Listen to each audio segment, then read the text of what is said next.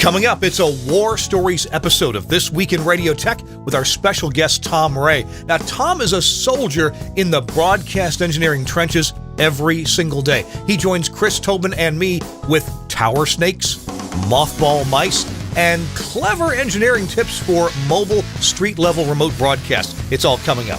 This Week in Radio Tech is brought to you by our friends at Telos and the Direct Current.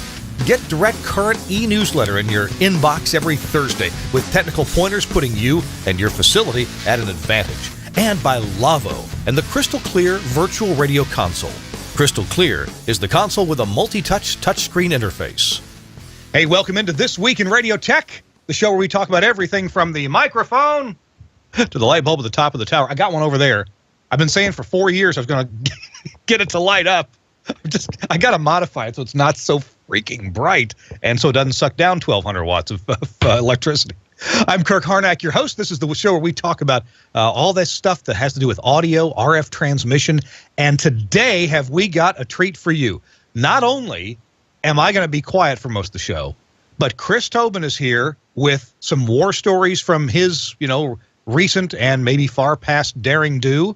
And also Tom Ray is here, and he has been through a lot. I've got a whole list of the stuff that he's been through right here, and we're gonna talk about some of that on this show. It's our last show of the year, and so it's gonna be great. We're gonna head out with a bang here. Our show is brought to you by a couple of folks, the folks at Lavo, LAWO.com. If you do visit their website, please give us a little credit and go to LAWO.com/TWiRT. LAWO.com/TWiRT. And our other sponsor is the e-newsletter known as Direct Current from the folks at the Telos Alliance, my employer. And you can check it out at telosalliance.com/directcurrent. All right, without further ado, let's bring in from, I don't know where he is, other than he's got a telephone handy in case he has to call for help, for backup. It's Chris Tobin. Hey, Chris, welcome in.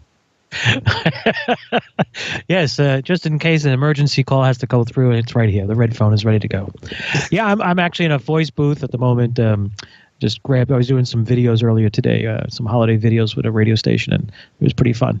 I was trying to get some stuff together, so it was a last minute run into the booth, slap a webcam on top of a PR40 mounted on a mic arm, and that is my tripod. So that's what I've got going. Ingenious, and that's the thing about radio engineers. So often, especially on remote broadcasts, we are called upon to make something work at the last minute, and that's absolutely what we do. Speaking of last minute, they should call this guy Last Minute Tom because he sometimes he has to be that way. It's Tom Ray. Welcome back, Tom. We haven't seen you in forever. Oh, it's great to be back, Kirk. And by the way, we should call you Last Minute Kirk because you called me last minute. But last minute you accepted, so that's great. No, actually, to little inside baseball here. I had another guest set up who also has some interesting war stories, and he was feeling pretty bad yesterday, under the weather. I called him this morning about noon to see if he was awake yet, and oh my goodness, poor guy was just hacking and coughing, and so I thought, oh my goodness, can't have him on the air, although he's got some more stories. Let's give Tom a call. We haven't heard from him. So Tom, thank you for graciously accepting to be on the show today, and I know you've got a bunch of war stories. I've got printed proof right here. What Kirk's holding up is we send out our Christmas cards every year, and we send out a family Christmas letter. I've been doing it for about 20 years now, and it's up to 4 pages. And yeah. You name it. You name it. It's in there. I actually start writing it in December every year. Oh gosh. All right. Well, hey, for the folks who are unfamiliar, this episode number 330, divisible by 10. Every 10th episode, we don't always succeed, but we try to do a war stories episode. By the way, that's why we have Tom on to give us some war stories. Stories that start out with "There I was." So. The best thing about war stories is you can usually learn from them. You caught the transmitter building on fire, or the transmitter on fire. You evicted snakes. There was an alligator, climbing up the tower. Whatever it is, there are things to learn from war stories, and that's what we try to do and impart to you. Now, one more housekeeping thing. If you are a fan of the show, and if you follow the TWiRT Facebook page or the TWiRT Twitter account, at TWiRT Show on Twitter, you are aware, or maybe you're aware, that we are giving away a couple of these devices, a couple of Amazon Fire 7-inch tablets. Now, I know these aren't the top of the line tablet, but our family owns about 3 or 4 of these and love them because they're just great for consuming content. Not the best for writing content. I guess you put an external keyboard, you'd be okay, a Bluetooth keyboard. But we love these things. The kid, Michael, watches movies on them, plays games on them. I sometimes use it instead of my Paperwhite Kindle to read books. And there are a few apps that work well on it. The Facebook app works pretty well. YouTube calls up the YouTube website. Anyway, we're giving away 2 of these, and the sweepstakes entry period ended last Tuesday night at midnight Pacific time. That would have been 3 o'clock in the morning where Tom and Chris lay their heads. So the weird, and we're going to announce this on the show if we know the winners. But Amazon, who conducts the sweepstakes, is taking their sweet time about telling me who the winners are. Now, I've already paid for 2 of these, so 2 people are going to get them. I'll be checking with Amazon. I've got a message into their support to find out, hey, how long does it take you guys to pick a couple winners out of the dozens or about 100 or so who registered? But anyway, if we find out, I'll let you know. If we don't find out, I'll still let you know as soon as I know. So if you follow TWiRT on Facebook, you'll get informed. If you follow TWiRT at TWiRT Show on Twitter, then you'll be informed. And at the very, very latest, you'll find out the next show we do, the next live show will be the first Thursday in January 2017. So sorry, the time to register for this is over with, but we're going to have 2 winners. Hopefully we'll find out soon. All right. Let's chat for a minute about that. Tom, Chris, do you have a favorite tablet that you use? And by the way, I thought I've got some iPads, and I've come to where I don't like them so much anymore. They've gotten cranky, and they crash in that the program just closes. I'm not happy with iPads. What are you guys using for tablets, if anything? I'm using iPad. Been using it for a while. I enjoy it. What I do with most of my electronic computer devices is once in a while I'll just do a complete factory reset, flush everything out, and start over. Or I make images of everything, and then just reload it. And I find that do that once in a while actually heads off that unexpected application failure or closure. So I can't complain. I also have a Kindle that I use for reading some books. Yeah. The old Kindle DX, which is a classic, but it's the right size. But that's it. Yeah. I don't get crazy. I just try to make sure it works the way I want. If it doesn't, then I find a way to make it do it or get rid of it. So resetting it once in a while seems to keep it away from those crazy, as you put it, temperamental moments. Probably good advice. I should try doing that with my iPads that we have around the house. We just don't use them much anymore. And when you're holding a $500 iPad, it's I don't know. I'm more afraid to take it around so much as I am, a $50 or $40 Kindle Fire. Not that it works as well. No, it's not as capable, but it does what it needs to do. How about you, Tom Ray? You got a tablet you use? Well, I've got a tablet. It's an older Asus. I haven't been all that happy with it because it's been fairly slow, but I just found a recent update for it. So we're going to see. But I tend to use my cell phone, and I've got my laptop. I just pull my laptop out and off I go because I find the laptop more usable for a lot of other things, to plug into my vector network analyzer or whatever else I need to do where I can't do that with the tablet. So. Yeah, I hear you. By the way, for those watching the show, we tend to talk about a little bit of current consumer tech at the top of every show. Just what are we using? What's going? What helps us do our jobs?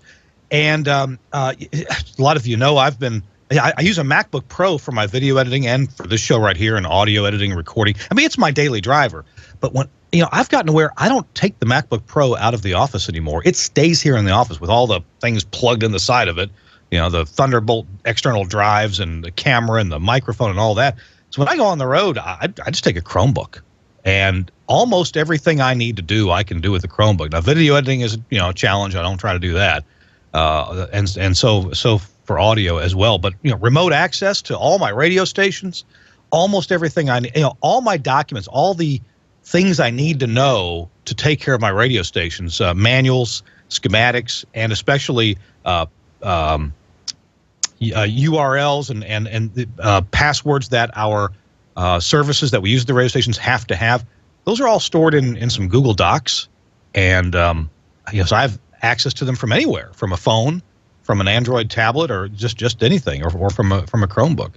So I certainly don't carry a Windows laptop, and I only to NAB or IBC do I carry my my MacBook Pro. Are you guys having any luck with Chromebooks? Are you using those at all?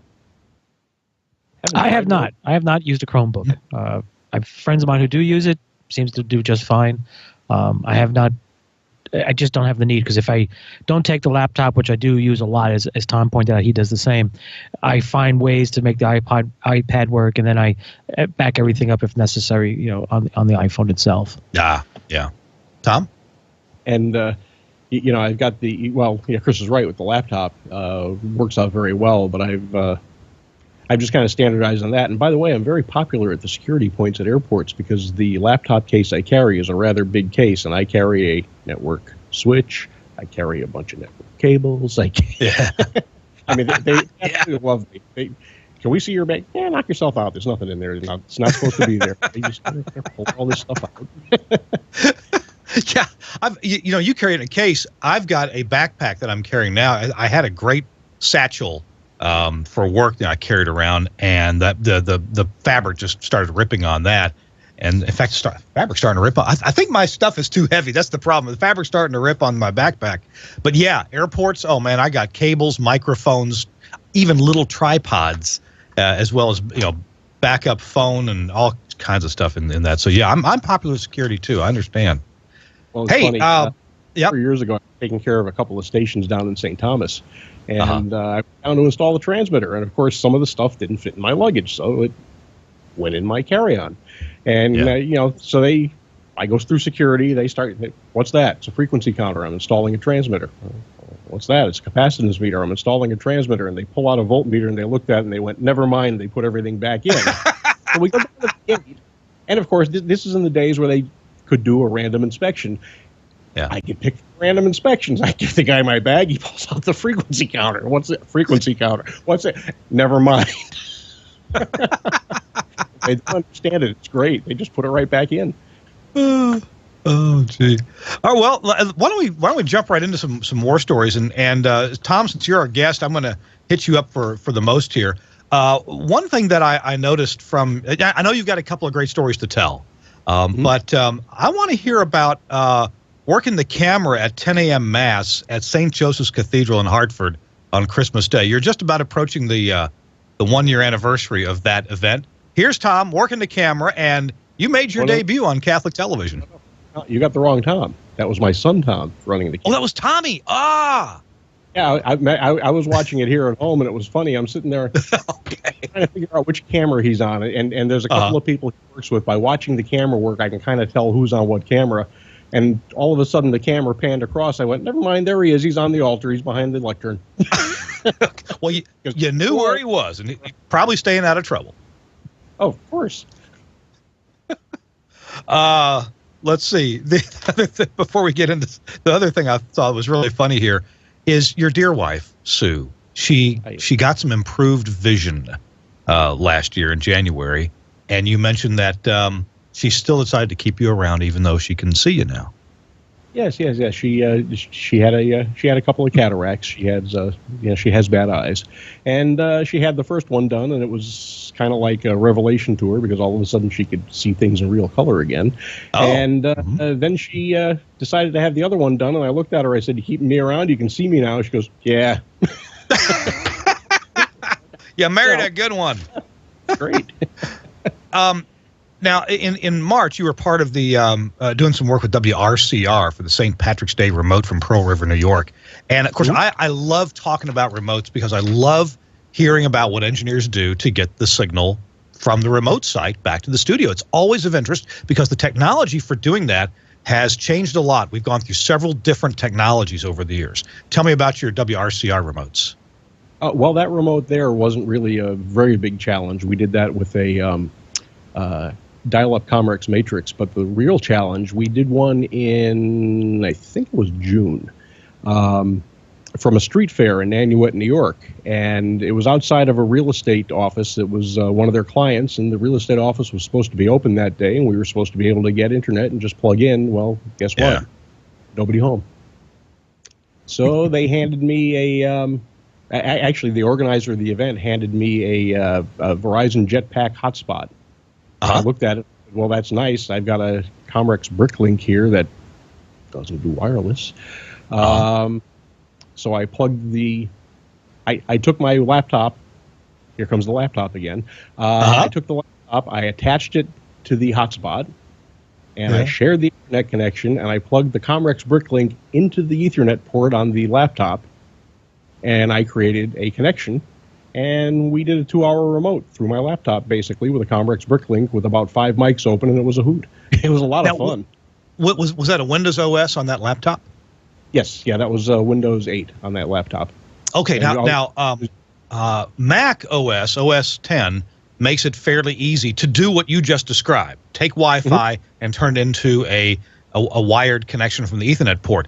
I have no idea how to do that in Windows. Can you describe that a bit? Oh, it's real easy. If you open up the Network and Sharing Center, you right-click on the Wi-Fi connection, and it comes up with a with a menu, and you tell it you want to share the connection, and you click it, and it does some conniptions, sits there and does some configuration. Then it says, "Okay, you're ready," and you plug into the Ethernet port, and you're done. How about that? Wow. Now, Chris Tobin, you do remotes all the time. I mean, it seems like every other show you're out somewhere with a ketchup bottle, or in the middle of a park, or viewing your high-powered access point, between two buildings. Have you ever done that? Turn Wi-Fi into wired? Yes, absolutely. Matter of fact, I was on a remote location in Philadelphia for a sports show, and our ISDN lines about 20 minutes before showtime, which was 6 a.m. Eastern, went out. Just lost them, just went dead. So I quickly had to come up with an idea. We had just begun experimenting with something called audio over IP. So I took the software, took the licensed dongle, threw it into the laptop, and I was like, well, that's not going to work because that particular thing wants this. So had a codec that we had just brought in, just got it on demo, evaluation, and I was like, okay, how do we do this? Because I don't have technically an Ethernet connection. It's Wi-Fi. Okay. We used the sports bar Wi-Fi through my laptop, through the Ethernet port to the codec, and got the audio out. Didn't tell anybody because it happened to be a very high-profile sports show that's nationwide. So I was like, all right, we're just gonna roll with this. And as far as everyone's concerned, we're still on ISDN. And we went for 3 hours on my laptop, which did its thing. And the Wi-Fi of the bar, thank goodness, the sports bar didn't open at 6 a.m., so we were good for the 3-hour show. And it was touch and go. It was, and the producer I'm working with looks at me, he's like, "Are we not using the ISDN?" I said, "Yeah, the ISDN's right there. It's plugged in." He goes, "Oh, okay." Because he asked me, he asked earlier, "Are we plugged into the ISDN?" I said, "Yes, we are." He didn't ask, "Are we using the ISDN for the show?" So I didn't lie. I just simply stretched the realization of what.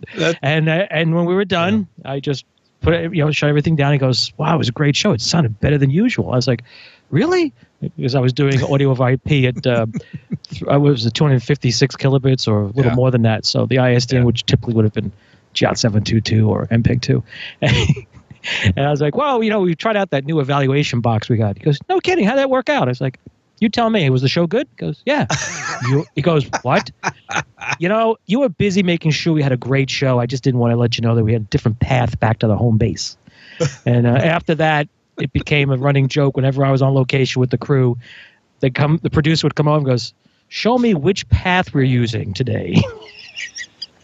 And then it started so I was like, all right, fine. And that's when we started implementing IP, and it paid off. I mean, yes, it's fly by the seat of your pants. There's always plan B and sometimes plan C and sometimes even more. But as Tom pointed out, you make it work, you do it, you understand the tools you have, and you go for it. I am not a fan of a bag of adapters and go to remote and just see which one works. I'm more of like, all right, I'm on location.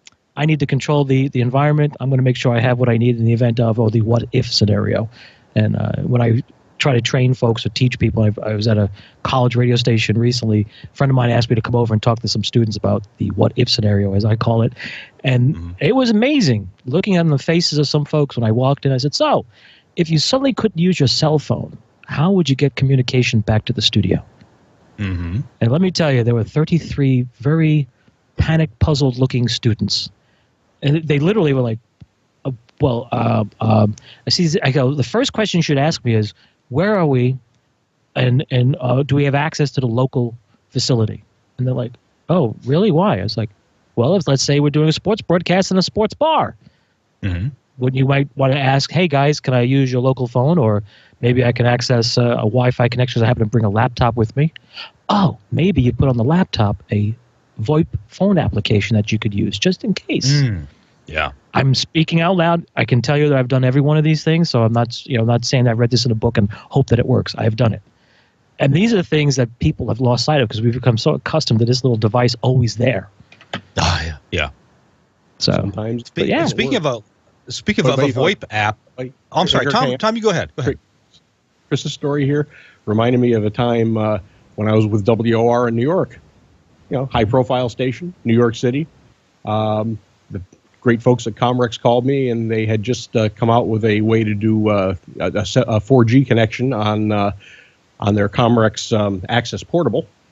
And they said, you want to come down? And I figured, well, I'd bring them down. This is when 4G was just introduced in New York. I said, I figured I'd put them on the air for the last segment of the show. 2 minutes on the air. They could say they were on in New York. Everybody would be happy. And we're sitting there, and we had the ISDN, and we also had a dial-up for backup. And 3 minutes before the show aired, those two devices went dead. All the phone lines crashed.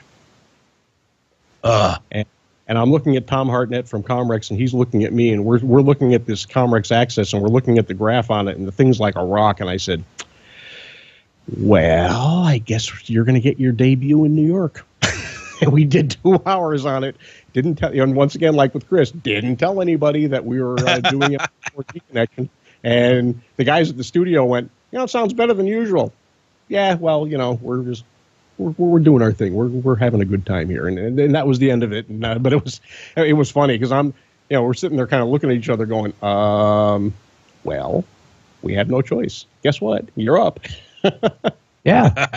But see, what Tom points out is exactly what we've lost sight of at times, is you got to think outside the box, as the saying goes. You got to be thinking, like I used to say, the what-if scenario. Tom remembers that I have come to him on many occasions at a very nice window that overlooks Broadway for those big sporting events that have taken place in New York City when ISDN is not really available on Cedar Street and Broadway. And I've used his infrastructure to do broadcasts for a small radio station in town along with his. And I didn't tell anybody that I made arrangements. I just simply said, yeah, we have a location on Broadway. We're good. We'll be able to cover it. Just be here at this time, and then you'll have a wireless mic and wireless IFB, and just be on the street and just run about and have fun. What I'm saying is Tom was very good and gracious, and the folks at the radio station allowed us to use their infrastructure for getting our remote back to the studios. And that corroboration, that thinking, is what helped us, because getting ISDN on a street corner in New York City, as Tom knows, and many others listening and watching know, it's not really the easiest thing to do. And when you're trying to cover the New York Yankees World Series parade on Broadway, trust me, there is no simple place to locate an ISDN drop and hope that it doesn't get ripped out by a raging crowd of spectators. Right. It pays to be a good neighbor, and it pays to help, because at some point I may need Chris's help, or I may need this guy's help, and you work together, and it's while you're the competition. Well, you work together, and everybody gets the job done, and it's good for the market, it's good for the listeners, it's good for everybody. So yeah, exactly. And the best part is in engineering, the competition. It's a very different professional courtesy. It's not like we're talking on-air people or helping each other out. It's the guys behind the scenes that nobody knows the better. And that's what's good about it. Yeah. He had a transmitter failure and knew somebody in town had the same transmitter, and they might have had the part you need, and you pick up the phone and you call them and you trade off, and when the new one comes in, you give them the new one, and next time you're in need or they're in need, one hand washes the other, and everybody benefits. Well, yeah, I could tell you when I worked at the Empire State Building, and at one time when all the New York City FM broadcasters had the same model manufactured transmitter, because we all went into the same combiner, it made sense. We had a spare parts room in one of the radio station's transmitter rooms. The first door that was like in the foyer, if you will. So it was two sets of doors. If you went into the first door, you did not get into their space. So that was for security reasons. But the understanding was if you went into the cabinet, grabbed the part for your transmitter, you replaced it. Nobody asked where it came from, how it got there. You just made your replacement, notified your business office, we need to replace capacitor or we need a new relay or whatever. And they're like, okay, great. And it went back into the cabinet. And that's how it worked. It was a very, very nice understanding. So you could be up there at 2 o'clock in the morning on the 81st floor and go, oh boy, I got a problem with my Harris. What do I do? Go down the hall, go to the cabinet. There it is. Pop it in, and a couple hours later, you're back home. No one's the wiser. And that's what we used to do. And, that's that kind of stuff that you got to keep in the back of your mind when you're doing remotes. And hopefully you have a relationship in the right markets and you're off the races. So we were talking about turning Wi-Fi into wired, and a laptop can do this, apparently. I've done it a couple times, but with a Mac. But it reminded me of a time years ago when I needed it, and I don't remember if the OSs would do that then. So I bought a little device here from D-Link that is an appliance dedicated to doing just that. You see, it's got 4 LAN ports, but no WAN port, and it can act as an access point. I guess you do run wired into it for that. Or it can be a bridge, and that was the point there. You pick up Wi-Fi, so you have to browse into it to tell it what to pick up, and then it will translate that into wired ports. So there's a hardware way to get that done as well. I don't know if D-Link still makes this, but that was my solution at one point. All right. Hey, you guys mentioned something about wireless mics and wireless IFB for a remote in New York City. So, Chris, was that you that talked about that? Yes. Tell what. So, your wireless mics, what technology, brand or something like that, what frequency, and for the wireless IFB, IFB is typically used in television, not as often in radio. I mean, I guess we do for remotes, we do use it, but it's used in television all the time. And wireless IFB tends to strictly be a television studio thing. Tell me about your implementation there and how you pulled that off. Well, I'll talk about the Tom's locations, because Tom remembers the contraptions I put together, right? You remember the antenna setup? If you can picture a window high above the city street in New York City, say I think it was 3rd floor we're on, right? 3rd floor, something like that. And take an ultimate. What's that? Coming to me, what the hell is that? And I'm like, yeah, don't worry about it. Just ignore it. yeah, it was great. So if you can picture a speaker stand, Ultimate Support brand is what I use, because they're the tubular type and they're very, very rugged and very reliable. If you can picture a speaker stand horizontally extended through a window, open the window and put it out through the window, and you used your road case, your Pelican case or Storm case, whatever you had, as the counterweight to keep it from flipping out the window. So that's your arm, your antenna arm. And at the end of that is where I placed, using various mounts, the Electrosonics shark fin 600 meg antennas that were used for the wireless mics. So I used diversity receivers. I made sure the frequencies were far enough apart so they didn't desense each other.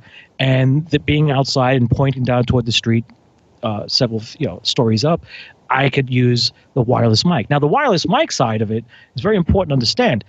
We have RF. Now, if I'm using RF wireless microphone, say a typical or radio mic for those of you in the other parts of the world, say this is a wireless mic, and then here is the little transmitter piece you're accustomed to seeing. Well, that's useless if you're on the street in the city or an urban area and you're 33 stories up. So what I used to do is take a pair of headphones, MDR, the what do you call it, 7506s, and attach to them a little clamp, and then there was a 3 dB gain 600 megahertz antenna attached to it. And that would attach to the body pack of a wireless mic Electrosonics 250 milliwatt unit. And that gave me several dB above.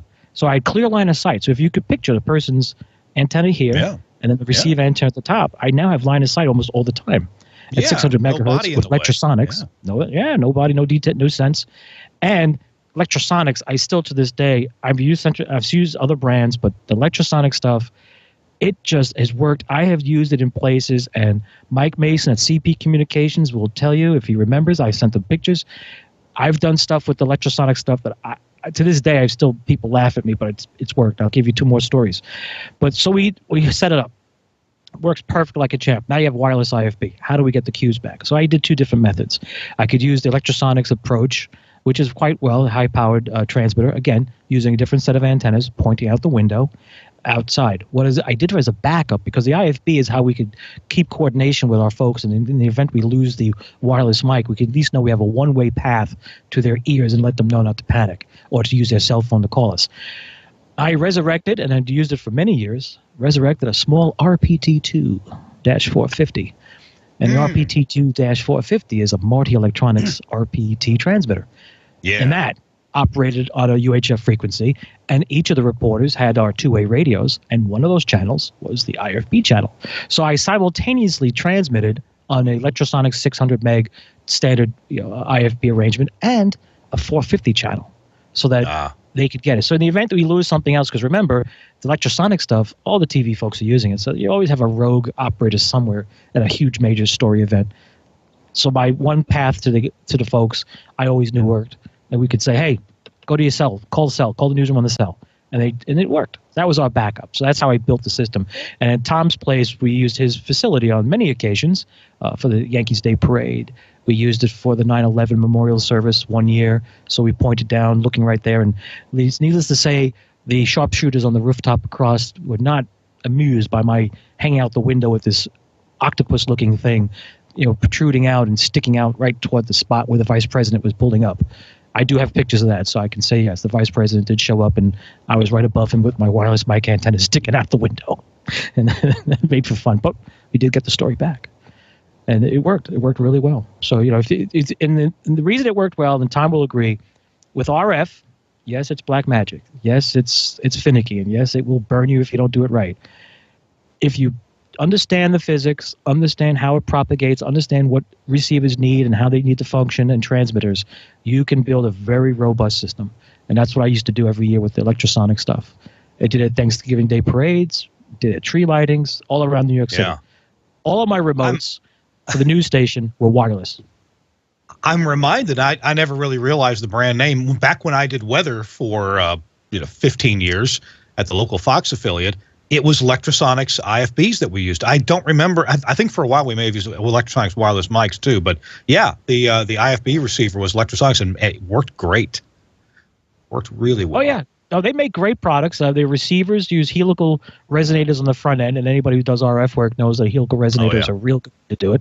But I have to say, I've rented other brands, and it had pretty good results, but I had to do a little extra work to make it meet the criteria that I like. But Electrosonics, out of the box, selected, boom, plugged in, never questioned. I actually was able to walk somebody through one of our other setups, because one year we did 2 live locations, so I couldn't be in both places. So I actually trained somebody else to set up the wireless gear, complete wireless IFB and microphone, and it worked. It just came together. And the programming folks were like, is this right? Is so-and-so right now at 72nd Street at the inflating of Snoopy for the parade, and we're the only ones there live? I was like, yeah, you said you wanted to get close into the crowd and talk to the listeners. And they're like, okay. And we were the only media that was talking to folks. Everybody else was positioned at their little, setups along the parade route. We were mobile.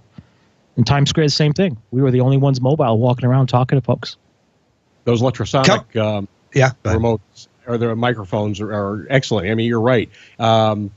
We did something down at the Grand Central Station one day, and if you've ever been to Grand Central Station, or if you head over there and haven't paid attention, take a look at the structure. The walls are blocks, are stone. They're this thick. They're at least a foot and a half thick. Electrosonic. Yeah. Like other brands, they just sit there and they look at you and go, huh? This thing here, I didn't worry about it. I just said, yeah, take the mic and go.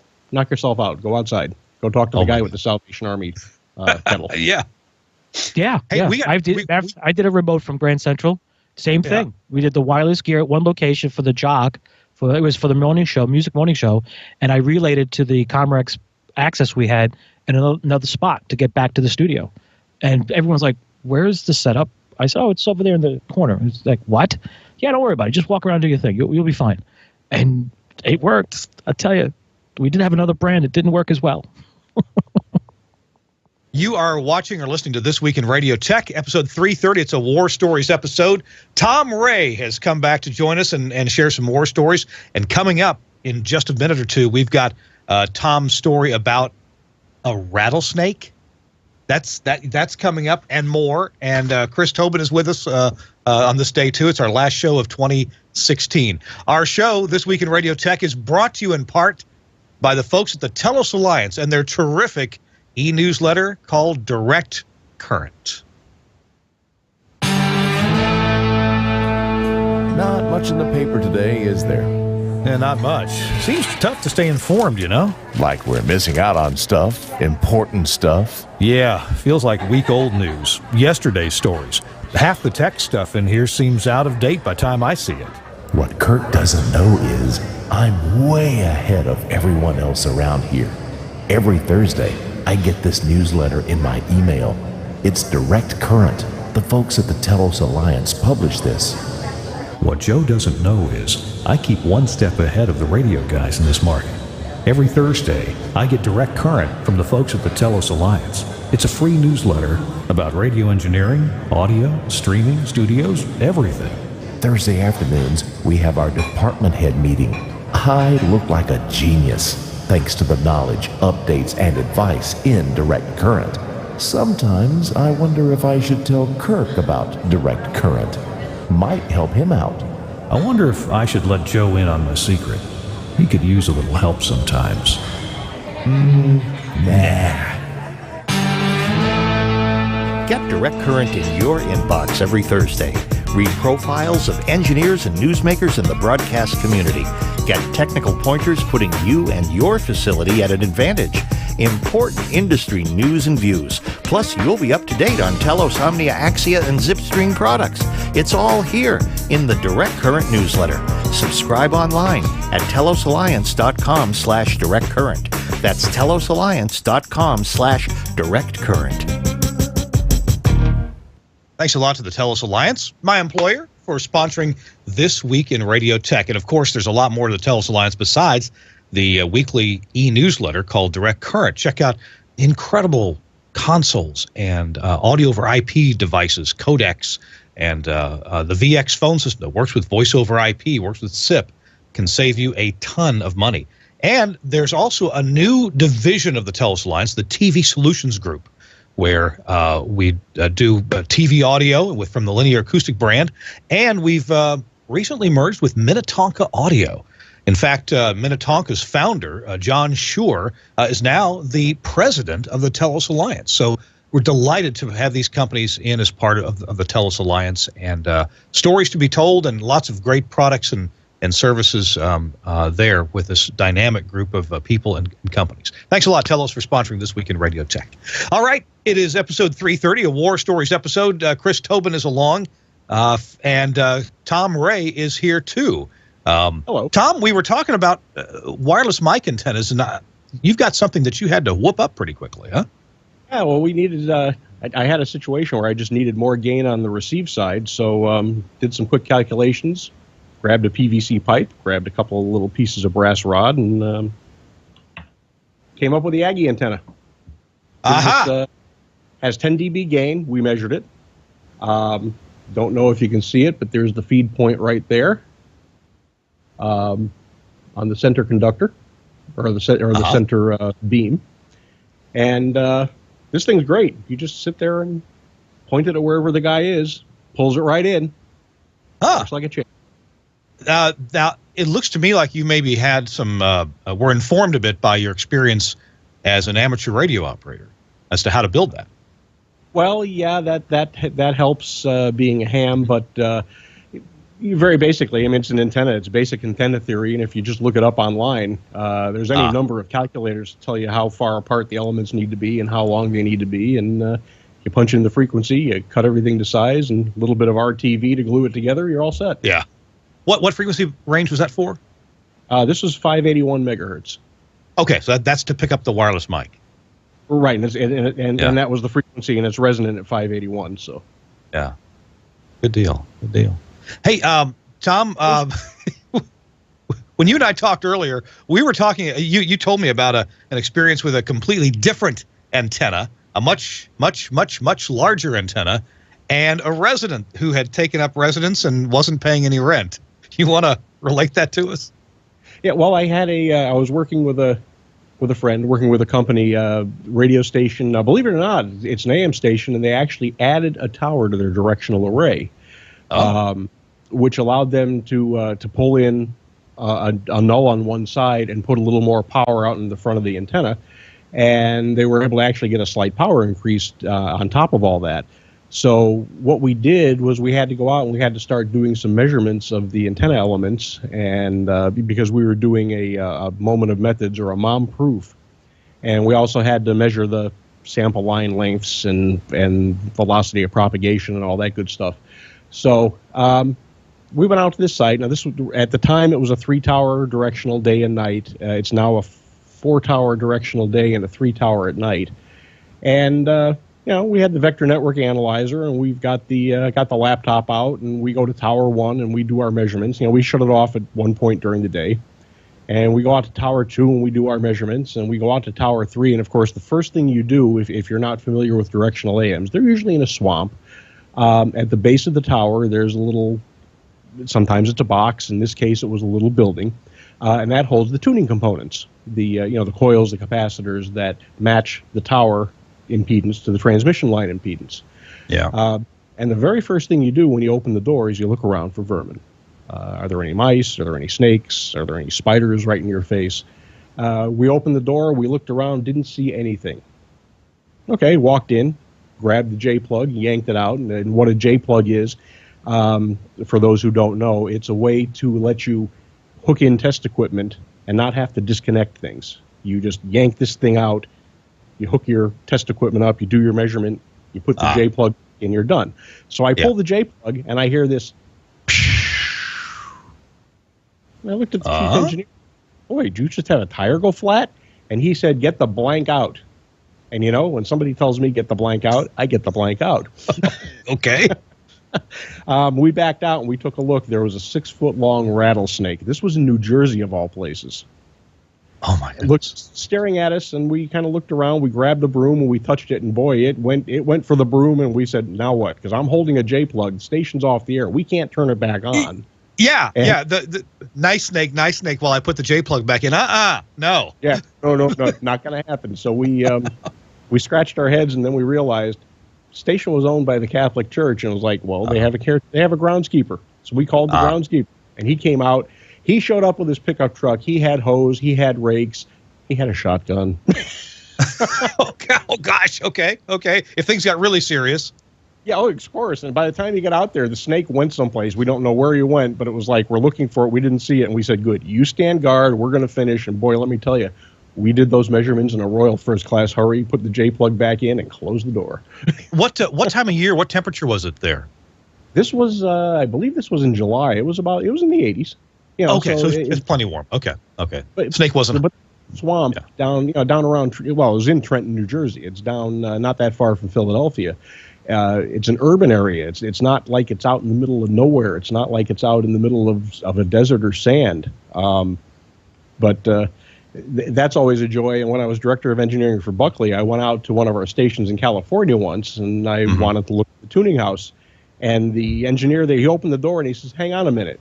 And he goes in with a broom, and I'm like, "What do you? I don't care about cobwebs." And he says, "Oh no, it's not the cobwebs; it's the black widows." And I said, "I think I'll stand here and just gaze. Thank you very much. Don't want to go in." We can do a whole show about critters at transmitter sites, and what parts of the country, what parts of the world, what do you have to look out for? It's pretty dangerous. Certainly we've heard of alligators in Florida.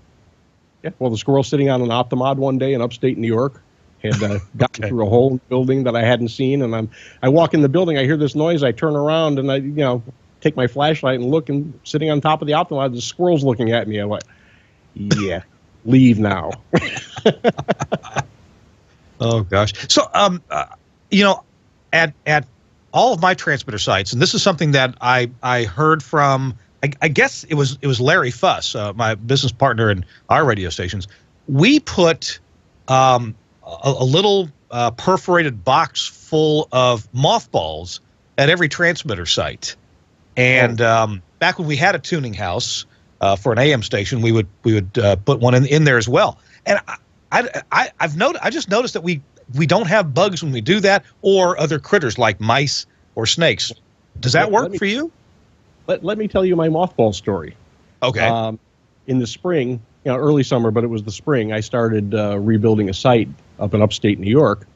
And this was a transmitter. It was an old Harris MW1, and mice had gotten into it. So, I mean, I spent the first day and a half, I spent, wearing rubber gloves and a mask with alcohol and a vacuum cleaner, and I had to suck the mouse nest out, and I cleaned up the transmitter really nice.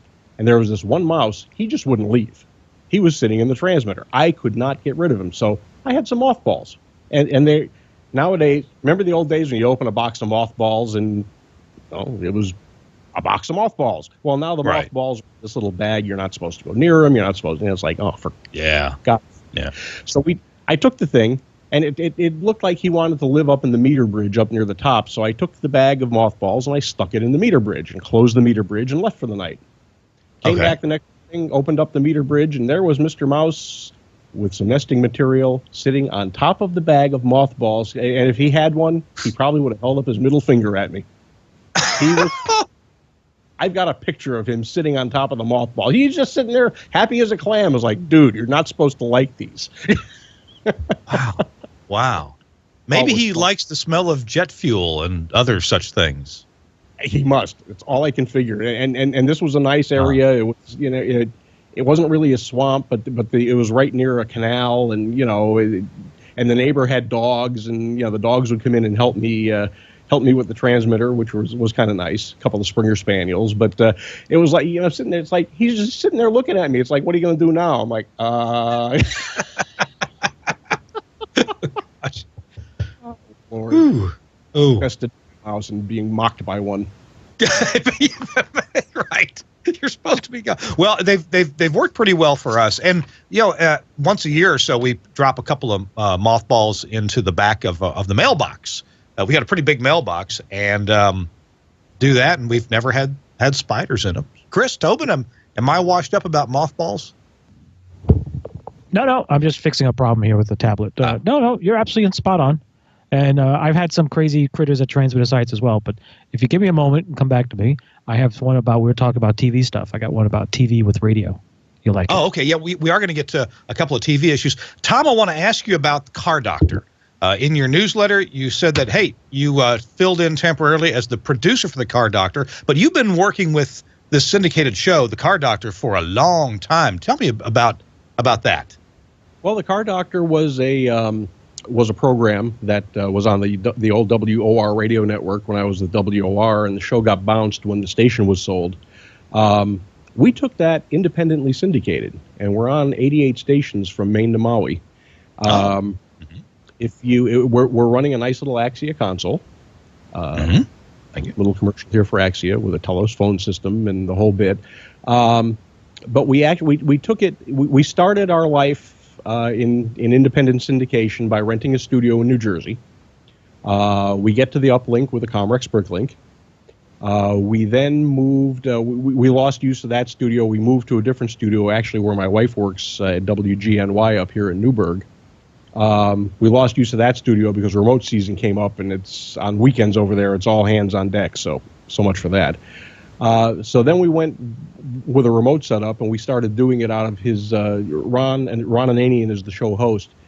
He still fixes cars, and he has a car repair facility. So we would go on Saturday and do the show out of there using the remote board. And then we built the studio in his house with the Axia stuff. And if you walk in, if you ever take a look, there's me. There's the board operator. There's the automation computer. There's the editing computer on the side. But on this side of the room is the washer and dryer because the control room is in the laundry room. Okay. And most people don't know that. And we cut a hole in the wall. He had an office off the laundry room, so we cut a hole in the wall, and he sits in there. We've got an actual little talk radio studio going on in there with with RE20 microphones, and like I said, the Axia board. We're running Rivendell automation, which works like a champ. For our purposes, it's absolutely perfect. And we do a 2-hour weekly car show out of there. We have a board operator, Tony Atwood, worked for me at WOR. We had a producer. The producer left. He was getting married. We couldn't talk him out of it. We tried. So I've got a new producer actually starting next month, right after the first of the year. In that time period, I do the engineering, which usually consists of just kind of keeping an eye on things, keeping an eye on timing, making sure the program gets uploaded where it has to get uploaded after we record it. It was all little stuff, but now I'm actually answering the phones and setting up the show and doing everything else. And there was one day when in addition to doing the engineering, in addition to doing the producing, I also took over the board op duties because Tony got sick. So, I told Ron if we duct taped the broom to my rear end, I could sweep the floor too, and we could, get some economy of scale here. It's amazing how. I'm sorry. Go ahead. He has a little pit bull. Little pit bull. He's got a pit bull. So we have Lucy, the studio pit bull. She's our mascot. Ron's mom lives with them, so she's our other mascot. So we have a good time on Saturday. If folks want to find the Car Doctor on their local station, is there a website?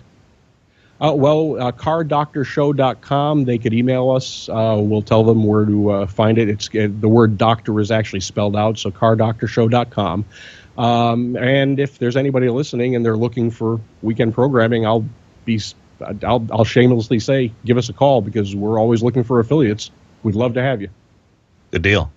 Hey, we've only got a few minutes left. I want to jump into the TV realm. Chris Tobin, you've got something. And after Chris talks to us, Tom, I want to hear a little bit about this TV station remote control in Missouri that you installed. But Chris Tobin, what's in the TV world for you? All right. Well, for two things are in the TV world for me, but right now I'll talk about the war story part that you mentioned earlier when I was talking remotes and things of that nature.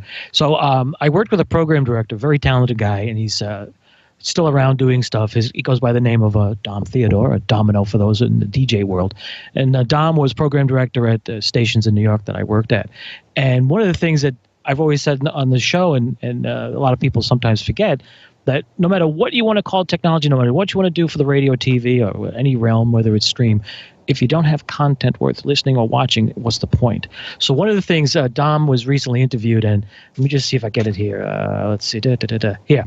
The greatest focus needs to be on creating amazing and exclusive content. Okay, so just to give you some context, Don comes to me one day to the radio station. It was a music format in New York City, and says, look, I've got a chance to have a big-time pop artist do a live interview with us if we can make the remote happen in 3 days. I'm like, 3 days. Record label will get us in. We're going to be at a venue. It's a bowling alley in New York City. We're going to have listeners. It's going to be a great big event. And I said, who's the artist? I can't say just yet, but I need to know if we can do a live broadcast from there. I was like, you can't tell me who the artist is. You sort of can tell me where we're going to be, and I got to come up with a way to do a live broadcast. Okay, sure, why not? So I went to our TV brethren because it was part of CBS, okay, CBS Radio, and I went to the TV guys I knew and I said, look, I got to do a broadcast in 3 days from a venue in New York City, and I know you guys have a 2 gigahertz portable transmitter package that you use for various drop-in live shots in case you need to do something quick and you can't get a truck there. Can I borrow your little lunchbox transmitter? He's like, what? I said, it's a lunchbox, isn't it? It's like the size of a lunchbox, but it's a 2 gig transmitter. Oh yeah, that thing. I'm like, okay, like that thing. Can we use it? Sure. So what I did was we had access to the fiber, to the CBS television fiber, so it allowed us to get video and audio from the broadcast center, CBS Broadcast Center, down to our studios, at the radio studios, and then we could extract, we could de-embed, if you will, the audio and video, the audio from the video stream. So I had an idea. I was like, wow, what if I could do video and the audio? Go back to the web guys and say, if I can give you video of the remote broadcast and the audio, left and right goes to the studios for the radio, left and right and video goes to the web, would that be helpful? So Dom's like, yeah, sure, why not? You can do that? I said, don't worry about what I can do. Just tell me you want that and we'll make it happen. And that's what we did. We did it. The transmitter sat in the window at the bowling alley. on 8th Avenue in New York City, near 42nd Street. I transmitted 2 gigs back to the microwave relay receivers at CBS. They piped it down to us. We split it out, did our part. And Justin Bieber and the entire crew enjoyed a wonderful several hours of bowling and listeners, and we did everything. And the best part was I was set up right next to the 3 other TV stations covering the event who had 3 trucks, fiber cables rolled in, cameras on sticks, and there I am with this little $2,000, video camera on a tripod and a complete wireless setup for my jocks to talk and walk around and get into places that the TV crew had to stay at their step and repeat banners and just wait for him to come by. So don't think it's impossible. TV and radio can happen. You just got to be smart about it. And that's what we did. So just, again, war story. It was thinking out of the box. And and at the end of this whole event, 2 days later, I got called into an office by some people, and they said, "What the hell were you thinking?" I said, "What are you talking about? Why did you go to those folks and ask for their equipment?" I said, "I saw a revenue opportunity. Program director says he has a chance to make some money with the record labels. Salespeople get their commission. Radio station looks like heroes, and I thought this made sense. Are you having a problem with that? Next time you need to chain of command." I was like, okay, chain of command. Program director, VP of programming comes to me and says, I'd like to do the following. So that's when I realized, you know what? You can read all the trades about the industry contracting and all the BS. It really isn't true. It's just the fact that nobody's willing to just use their imagination. So kudos to Dom Theodore, who now owns 2 radio stations, manages. He also has a consulting company. The guy is a genius. So if you ever come across Dom Theodore, a.k.a. Domino, trust me, he knows his stuff. He's worth listening to, and just think out of the box. But you reminded me when you mentioned TV stuff and radio. I was like, oh yeah, I forgot about that little stint, and it worked. Nobody's done anything since. We're the only radio station ever did it. Nobody's done it since. Go figure. Hey, we just got a quick moment for Tom for you to tell us about your experience with a TV station in Missouri. What were you doing in Missouri? Oh well, I was hired by a company, one of the broadcast suppliers, to go out and install a Burke remote control for these guys. And I went out there. Let me tell you, they had a 2,000-foot tower. I've never stood next to a 2,000-foot tower before. You expect to see Jack and the Beans come down. I mean, honestly, they're tall. Yeah. This thing. But anyway, so I go in. They had an older remote control, quasi-documented. So it's this big Mama IoT transmitter, inductive output tube transmitter, running full tilt. It's running like 38 kilowatts up the pipe. And so I start documenting things, and I start moving wires. This is beam on, this is beam off, this is going to be beam voltage, this is going to be the beam current, this is your power output reading. And the guy who was actually taking care of the transmitter, good guy, young guy, he says, I'm going to have to go find the interlock wire. And I said, why? And he says, well, because if I don't break the interlock, he says, the remote control won't work. And I looked at him, I said, no, stop. That's not what an interlock is. For those who don't know what an interlock is, it's a safety device. It's intended to shut the transmitter down. So, for example, if you have a main antenna and a backup antenna, and you've got a switch, if that switch starts moving, it'll take the transmitter off the air, so you don't burn the switch up, so you don't burn up the transmission line, so you don't burn up a connector. It could be something that's hooked up to a door going into the high voltage area of the transmitter. So if that door opens, the transmitter will shut down and kill the high voltage, so you don't walk in and become toast. And I said, no, you don't want. This is what an interlock does. You don't want to go. You don't need to go find it. He said, well, I'm going to go find it. Okay, whatever. So I'm sitting there documenting. All of a sudden, I hear bang, transmitter's off. Okay. So the supervisor and this guy, they're trying to figure out what they're doing. And I'm sitting there. I looked and said, what am I doing? And at this point, I had already moved wires. I was programming the systems. Nothing I was doing could have done this. And I'm like, okay. So I waited. They picked up the phone. They ended up calling the manufacturer. They couldn't get this thing to come back up to save their life. And I'm standing there, and finally I picked up the phone, and I called a friend of mine who I knew had worked on this model transmitter before, and I called him up. I said, hey, Mike, I says, what can you tell me about this? And he said, well, that's kind of out of my comfort zone because I've never really installed them. I always worked on them, but it's kind of different to do an installation. He says, we're in the interlock thing there. I'm not sure about it. He says, let me give you a phone number. Do you know this guy? I said, well, heck yeah. I hadn't talked to him about 20 years. I worked with him 20 years ago. Turns out he was the head of support at the company that made the transmitter. So I called his cell phone, and we spent 10 minutes catching up, and I said, look, here's what I need. Here's what happened. He goes, go into the center control cabinet, open the door. Okay. He says, look to the left-hand side. Okay. He says, you see a power supply? Yeah. He says, see any LEDs? I said, no. He goes, okay. He says, and I had told him what happened. This guy was unwrapping a bundle of wires. I said, this thing was a mess to begin with. I suspect that he shorted something. And he says, yeah, we bring 20, don't ask me why, we bring 24 volts out, we don't bring ground out. He says, yeah, you can short the supplies. I think the supply crowbarred. He says, look on the right-hand side. You see a fuse block? Yeah. He says, you see fuse 2? He said, yeah. He says, pull it out, put it back in, boom, power supply came on, beams went, blink, transmitter came back on. They thought I was a genius. I'm like, no, I got the right guy on the phone. I knew nothing about this transmitter, and it's funny. You look at documentation from certain companies, and I started looking at the documentation on this transmitter.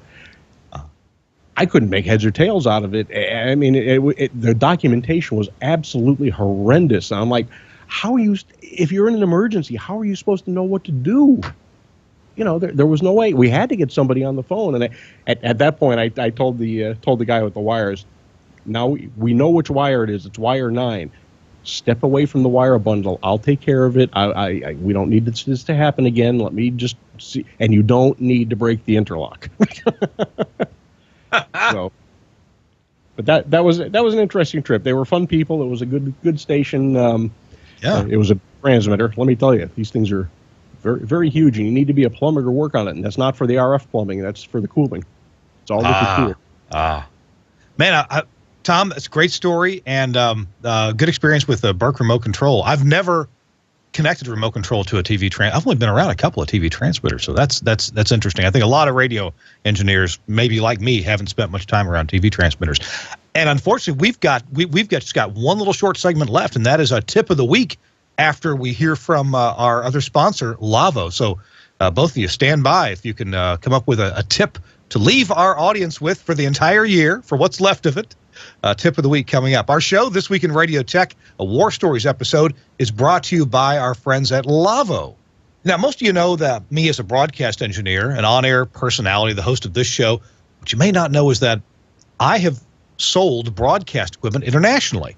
And that job took me all around the world, and I've seen a lot of broadcasting in a lot of countries, and the different and frankly imaginative ways that people do things are pretty fascinating. And that's one of the reasons I'm excited to introduce to you our sponsor, Lavo. That's LAWO, and you'll find their website at lawo.com. Now, Lavo's famous around the world for television, audio, and video. So if you're a radio engineer, you may not have heard of Lavo. Now, especially in the high-profile event coverage area, like the Olympics, World Cup Soccer, and the Grammy Awards. And when the broadcast is mission-critical, you're pretty likely to find Lavo there. You wouldn't believe how well the stuff is built. I mean, everything is over-engineered and redundant. Their backups have backups because there's no do-overs in live event broadcasting, and dead air can kill your career. Well, you might be thinking, why would I care about this? I'm not doing TV. Well, radio guys hate dead air even more than TV guys, which is why broadcasters like NPR, CBC, and the BBC, to name a few, have bought Lavo radio consoles. Now, being this involved in TV and radio all around the world means that Lavo thinks about the future a lot, too. Everybody knows that all types of media are converging in their infrastructure onto a common IP delivery platform. Lavo's ready for that, with broadcast gear that can handle audio, video, and control of every studio device using a single, integrated, commercial off-the-shelf computer network. And after that, well, virtualization is on the way, and broadcasting actually from the cloud. Lavo is building those tools right now. So if bulletproof reliability, 5 nines of uptime, and being, well, future-proof are important to you, you owe it to yourself to find out about Lavo. Check out their website, and if you would, please go to their website. That's specially for TWiRT listeners and viewers. That's Lavo, LAWO.com/TWiRT to find out more. Just go there and check it out. lavo.com/TWiRT. Thanks a lot to Lavo for sponsoring This Week in Radio Tech. We dearly appreciate it and appreciate your sponsorship of both the Telos Alliance and Lavo. All right, we're almost done with the episode, a War Stories episode. And, let's hit up Chris Tobin first. Chris, you always have something ingenious for us as far as a tip of the week. What? I've lost audio, lost signal. We've gone dark. Off air silence on radio and TV. It's color bars, or fade to black. All right. Anyway, go ahead. It's just a little sense of humor. Oh, okay, gotcha. I remember color bars from left to right: white, yellow, cyan, green, magenta, red, and blue. There you go, and you got the grayscale at the bottom. Yeah, true. Yeah. So the tip of the week, let's see, last week we talked about thermal measurements. This week I recently did some work over the weekend at a site, and I'm going to pound again on the topic of documentation. I was at a site with working on a couple of things, cameras and the IP linking that's used, and there was no paperwork on the router, the 16 connections to the router, or the switch part of the router, and no idea what things did. And I'm on the phone, I'm on a remote location, and the guy at the other end is telling the IT guy, he's like, well, no, you should be able to do this, just to unplug it and see which light goes out, and then you'll know which device you're on. I'm like, no, we don't want to do that, because I've got a couple of video cameras here that the newsroom is using for their shots, their beauty shots. Yeah. I can't just pull a plug and see what happens. He goes, oh, yeah, you're right. Okay. So document. Please take the time and document. It's worth it. I mean, I was just like, yeah. And then along with the documentation, let's go to security again. Please make sure that you don't use the defaults. That was the other thing. I was at a job site recently, and they had no password, and I was able to access their control from my iPhone. And I was like, guys, you might not want this to be the case. They said, well, it's worked just fine for 7 years. Well, what's the problem? I said, well, the internet has grown since then. I said, you might want to consider changing that. It's become self-aware. And the best part was the reason they were having some issues, I think, at least with this particular link, was because the server was getting slammed by people pinging it because there's no password. So guess what? It responds back with a page. But because it was a serial to Ethernet device server, there's no response if you're doing traditional, say, web page, PC pinging and stuff. So the device probably got slammed so many times the port would just shut down. And you have to go unplug it and go back in. They couldn't figure out why it was. I said, it's probably a good reason why. So, passwords, proper names, and documentation, really, really important. As a matter of fact, on my phone, I keep sets of notes for things I've done with IP stuff. So when I'm working on something, I can just look at it real quick. Oh, yeah, that's the IP addressing. And remember ports. The other thing, too, is I'm working with a project about 2 weeks ago, and the guy's like, oh, yeah, just do IP address, blah, blah, blah. It's like, okay, but the browser's going to default to port 80. Is that exactly where your control panel is? I think so. I'm like, oh, no. It wasn't. It was like port 9051 or something somebody picked. But it took a while to figure that out, too. Time is of the essence. But, if you like, hourly rates, more than happy to continue the hours and click. And, like in a taxi cab, the flag goes down and we continue watching the numbers grow. But documentation, real important. Tom knows. Well, I know darn well Tom knows, because if you worked with Burke and transmitter controls, MNC, you know exactly what I'm talking about.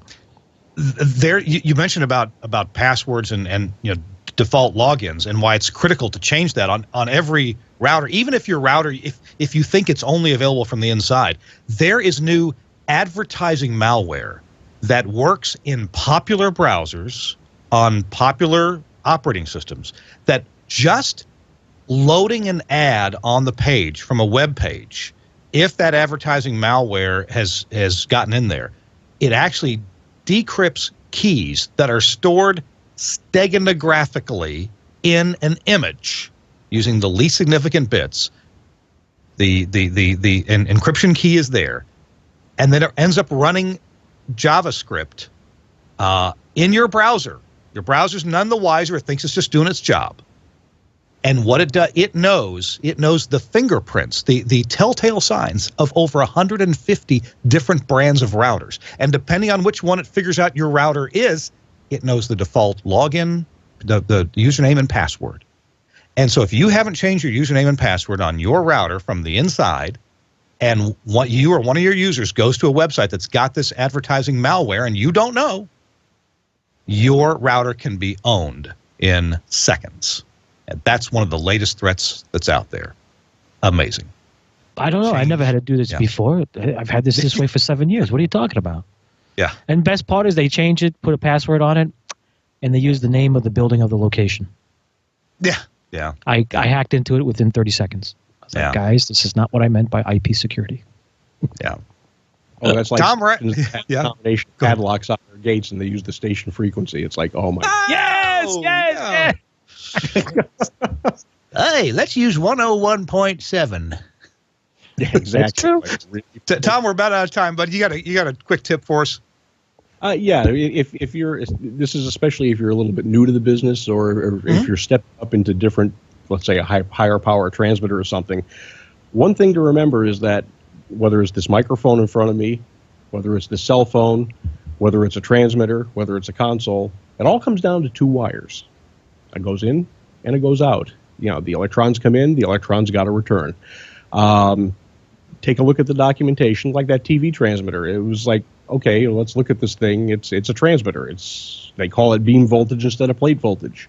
It's an inductive output tube, but basically it's got a plate and a grid and a cathode, and you boil it down to the basics, because the basics is how you will fix anything. And if you don't panic and just start looking at it basically, you've got this big box that's, let's say, a television transmitter. You have to figure out where it's not doing its thing. What's wrong? It's not doing this. Well, it's not in the big box. It's in a little section about this big. And then you go find it, and you hunt it down and take care of it. It's really not, it's not rocket science. It's nothing to be afraid of. But and that's the basis. That's the basis of troubleshooting, is to sit there and just think through it logically, and work it out one step at a time, and you'll figure it out every time. Mm-hmm. Yeah, work the problem. Work the problem. Good advice, always. Always. Just like if you're flying an airplane and something goes wrong, the first job is to keep flying the plane. Right. And Good point. There are plenty of dead pilots who have forgotten that. Guys, thank you so much for a great show, a War Story show with Chris Tobin and Tom Ray contributing some fantastic stories. Just a quick update, housekeeping update. We are giving away 2 Amazon Fire tablets, and I'm on the website right now. Amazon tells me they're still confirming the winners for claimed prizes, and as of yet, they haven't confirmed. I don't know what confirm means. First time I've given anything away like this, depending on a third party to do the work for me. So I'll let you know as soon as I know. I'll let you know about who the winners are, and congratulations in advance to 2 winners of Amazon Fire tablets. Our way of saying thanks for supporting and being with us here all year on This Week in Radio Tech. Tom Ray, thanks again so much. Glad you're here. Merry Christmas to you and the family. And same to you, Kirk, and to those watching and or listening to us, whatever holiday you may happen to celebrate. Happy holidays to everybody. All right. And Chris Tobin, same to you. Merry Christmas to you and your family. And the same to you, and happy holidays to everybody. We won't be here on next Thursday, the Thursday before New Year's Eve, but we will be back the first Thursday in January. So thanks for watching us, keeping us on Facebook. And if you're a Twitter user, at TWiRT Show is our Twitter handle. Thanks a lot to Suncast, the producer of the show. Perfect switching and getting everybody on the air when they're supposed to be. Thanks also to Andrew Zarian, the founder of the GFQ Network, home of lots of fine podcasts. We'll see you next 2 weeks on This Week in Radio Tech. Bye-bye, everybody.